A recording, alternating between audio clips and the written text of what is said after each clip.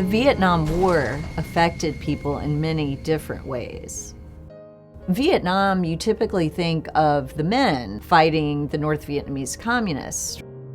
What you don't think of are the women on the home front whose husbands have been shot down. The wives of American prisoners and missing during Vietnam are some of the unknown heroines of the war. I'm Heath Hardage Lee. I'm the author of The League of Wives, and this was a really important story for me about women's empowerment and also about humanism. They are outstanding, dynamic, courageous beyond belief women who really took a step out of their comfortable roles as military wives, as protocol bound, to take on not only the North Vietnamese communists who were holding their husbands, but their own government.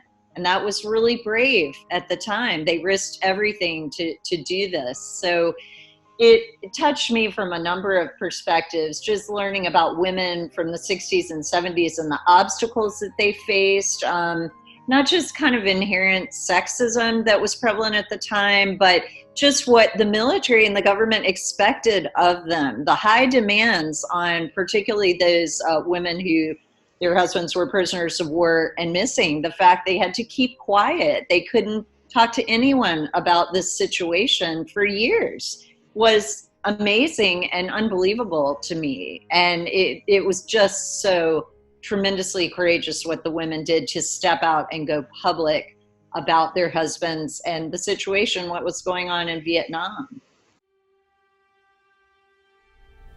Hi, my name is Debbie Henry. It was Debbie Burns, and my husband Doug Burns was shot down on October 4th, 1966, and returned in March of 1973. It was just horrible, but the League gave us the voice that we needed, that the world hadn't heard.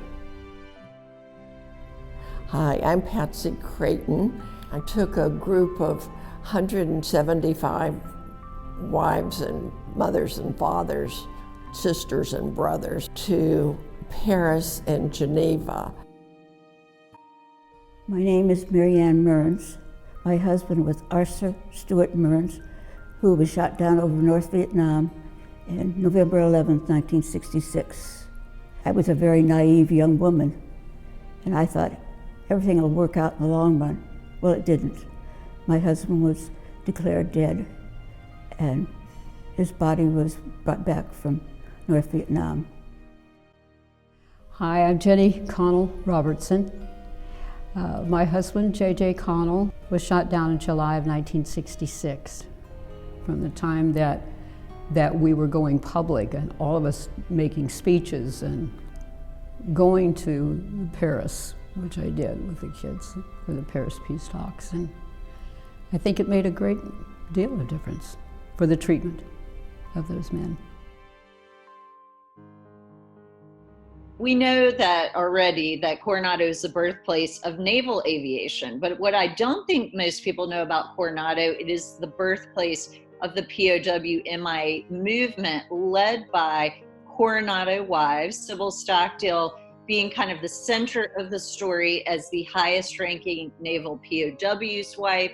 I think everyone on the island is aware of the Stockdales. Jim Stockdale, who was one of the big leaders of the POW resistance movement when he was imprisoned in North Vietnam, but Sybil was his equal and sort of his mirror image in Coronado. She organizes all the POW MIA wives, not only in Coronado, but in the San Diego area, to form something called the San Diego League of Wives, which is the precursor to the National League of Families for American Prisoners and Missing in Southeast Asia, which still exists today.